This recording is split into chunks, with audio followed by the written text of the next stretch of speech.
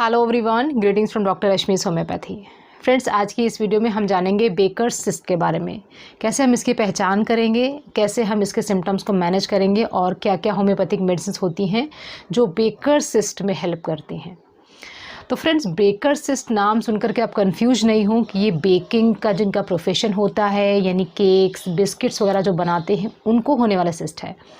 Actually जो baker cyst होता है it was first described by doctor William baker और उनके नाम से ही इसका नाम बेकर सिस्ट पड़ा है। बेकर सिस्ट का दूसरा नाम पोप्लीटियल सिस्ट होता है। ये वन साइडेड या बोथ साइडेड हो सकता है। ये आपके जो घुटने होते हैं यानी नी जो होता है उसके पिछले हिस्से में जो एक हॉलो पोर्शन होता है उसका एक सिस्ट होता है। पोप्लीटियल सिस्ट में कई बार जो तकलीफ़ें होती हैं वो अलग अलग तरह की देखी जाती हैं। अगर हम पहले बात करें इसके कारणों की, यानी बेकर सिस्ट के क्या कारण होते हैं, तो सबसे बड़ा और पहला कारण जो होता है वो है इंजरी।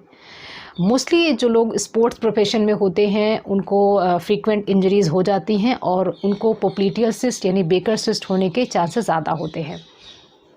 एज के साथ भी पोप्लीटियल सिस्ट हो जाता है, वियर एंड टियर के कारण भी पोप्लीटियल सिस्ट होता है। यानी एक समय के बाद जब आपके घुटने उतने मजबूत नहीं रहते हैं, उनमें उनके फंक्शंस में कोई कमी आ रही होती है, तभी भी बेकर सिस्ट हो जाता है। बेकर सिस्ट होने के और भी कई कारण हैं, जैसे कि अगर मोटापा ज़्यादा है उसके कारण भी हो सकता है। जो डायबिटिक्स हैं उनको भी होने का चांसेस ज़्यादा होता है, या ऐसे लोग जिनको पहले से ही कोई घुटनों संबंधी परेशानी है, हड्डियों संबंधी कोई दूसरा रोग है, जैसे कि ऑस्टियोआर्थराइटिस मोस्ट कॉमनली देखा जाता है, और साथ के साथ रूमेटॉइड के केसेस में भी ये पोप्लीटियल सिस्ट देखा जाता है। अगर हम जानें कि इसके सिम्टम्स क्या होते हैं, तो जिस सिम्टम के साथ पेशेंट प्रेजेंट करता है जो हमें सबसे पहली तकलीफ़ बताता है कि वो बताता है कि घुटनों के पीछे उसको सूजिश महसूस होती है, थोड़ा दर्द रहता है और घुटने मुड़ते नहीं हैं। इनिशियली इसी सिम्टम के साथ पेशेंट प्रेजेंट करता है। तो जब अगर आप हाथ लगाकर चेक करेंगे तो जो घुटने का पीछे का पोर्शन होता है वहाँ पे एक दबता हुआ सा मांस महसूस होगा। बहुत हार्ड नहीं होता, सख्त नहीं होता है, और उस मांस के कारण आप अपने पैरों को मोड़ नहीं सकते हैं। आप ज़्यादातर खड़े रहना चाहते हैं और खड़े रहने से ये तकलीफ़ बढ़ती है, यानी जो सिस्ट होता है और बड़ा हो जाता है। ये जो सिस्ट होता है इसके होने का कारण क्या होता है? ये जो सिस्ट होता है इसके अंदर साइनोवियल फ्लूइड, यानी कि जिसको साधारण भाषा में हम घुटने का ग्रीस बोल देते हैं, वो होता है। तो या तो आपको घुटने में चोट लगी है, उसके कारण साइनोवियल फ्लूइड लीक होकर के पीछे चला गया है, आपके मेनिस्कस में चला गया है, या तो जो साइनोवियल फ्लूइड है वो ज़्यादा बन रहा है। वैसे ही जो ग्रीस होते हैं घुटने के फंक्शन में बहुत ज़्यादा इम्पॉर्टेंट हैं। अगर वो अच्छे से प्रोड्यूस नहीं होंगे तो घुटने का जो काम होता है मुड़ने का, सपोर्ट करने का, वो सब अच्छे से नहीं हो पाता है।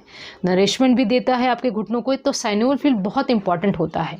लेकिन अगर यही साइनोवियल फ्लूइड ज़्यादा मात्रा में बनने लग जाए, जिससे ज़्यादा ज़रूरत नहीं है, तो ये इकट्ठा होने लगता है, आपके घुटने के पीछे जमा होने लगता है, और उसी को हम बेकर सिस्ट या पोप्लीटियल सिस्ट बोलते हैं। तो ये सारे हमने जाने कि इसके सिम्टम्स, इसके कारण क्या होते हैं। अब हम जानते हैं इसके मैनेजमेंट के बारे में। तो देखिए, सबसे पहले जो इसका मैनेजमेंट होता है, आपको देखना पड़ेगा कि कारण क्या है। अगर तो इंजरी का केस है तो इंजरी का प्रोसीजर अलग होता है। अगर दूसरा कोई लाइफस्टाइल प्रॉब्लम है, जैसे डायबिटिक है, ओबीज़ है, आप high blood pressure, high sugar है आपको, तो उसके कारण आपको अगर ये पोप्लीटियल सिस्ट हो रहा है तो उसको आपको दूसरी तरह से मैनेज करना पड़ेगा।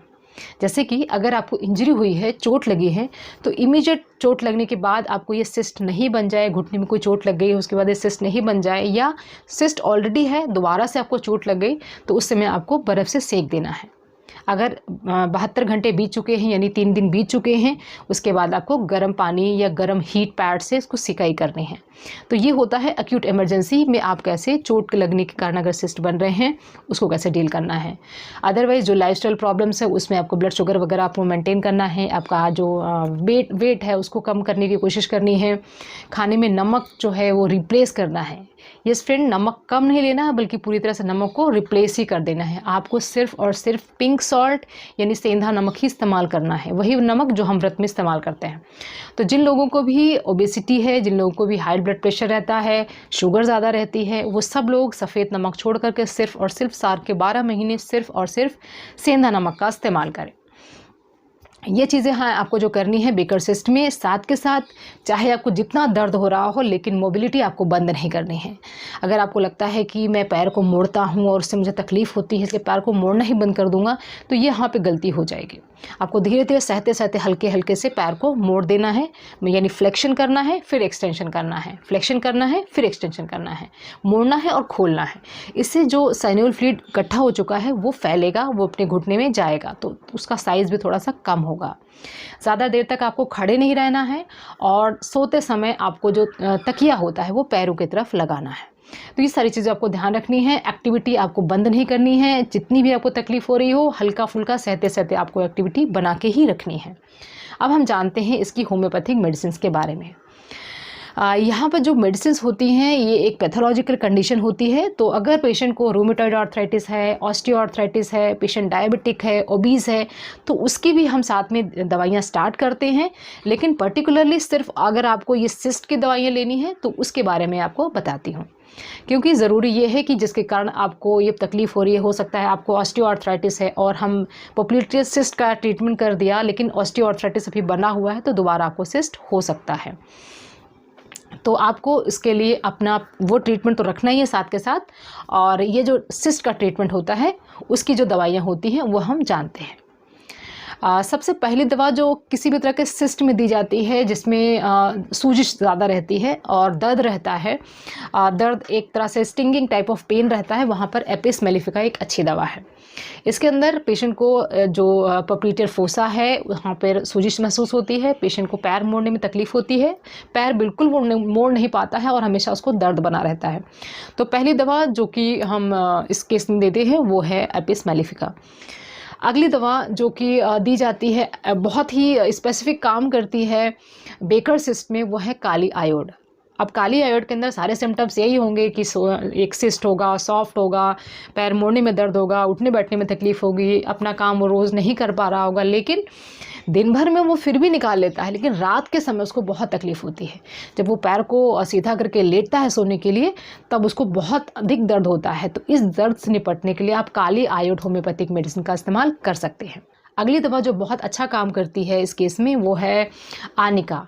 ये दवा ऐसे लोगों के अंदर बहुत अच्छा असर दिखाती है जिनको पोप्लिटेरियल सिस्ट यानी बेकर सिस्ट किसी चोट लगने के बाद हो गया हो, कहीं फॉल हो गया हो, गिर गए हों या खेलते समय कोई चोट लग गई हो, स्पेशली स्पोर्ट्स पर्सन्स को, वहाँ पर आर्निका बहुत अच्छा काम करती है। नेक्स्ट दवा जो कि ऐसे केसेस में दी जाती है वो है कैलकेरिया फ्लोर। जो कैलकेरिया फ्लोर होती है it is one of the best medicine for all kind of cyst जिसमें थोड़ी सी हार्डनेस रहती है।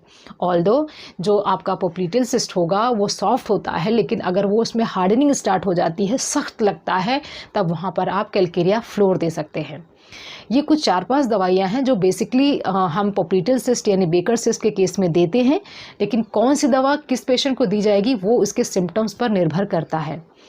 जो बेकर सिस्ट होता है अगर हम बहुत समय तक इसको इग्नोर करते हैं, प्रॉब्लम को हम ट्रीट नहीं करते हैं, तो एक आगे चल के एक तरह से पेशेंट को इमोबिलाइज कर देती है। पेशेंट बिल्कुल रेस्ट पोजीशन पे आ जाता है क्योंकि वो उसका पैर बिल्कुल मुड़ना बंद कर देता है। तो आपको इमीडिएट अटेंशन देनी है कि अगर आपके पैर के यानी घुटने के पीछे कोई सूजिश महसूस होती है तब उसको मॉनिटर करते रहें। उसमें अगर आपको पैर मोड़ने में, पैर खोलने में तकलीफ़ होती है तो एक बार चेक कर ले कहीं ये बेकर सिस्ट तो नहीं है, नहीं तो आपको आगे चल करके सर्जरी या aspiration of the synovial fluid कराना पड़ सकता है। तो ये सारी इन्फॉर्मेशन थी बेकर सिस्ट या पोप्लिटेरियल सिस्ट के बारे में। आई होप ये इन्फॉर्मेशन आपको पसंद आई होगी। अगर आप मुझसे डायरेक्टली बात करना चाहते हैं तो कॉल मी फॉर ऐप का यूज़ कर सकते हैं, जिसकी बाकी की डिटेल्स आपको डिस्क्रिप्शन में मिल जाएंगी। अगर आप हमारे साथ अपना ट्रीटमेंट स्टार्ट करना चाहते हैं तो क्लिनिक के व्हाट्सएप नंबर 7017991940 पर व्हाट्सएप करके अपना फ़ोन या जूम कंसल्टेशन बुक कर सकते हैं। Wishing a very good health. Thanks for watching.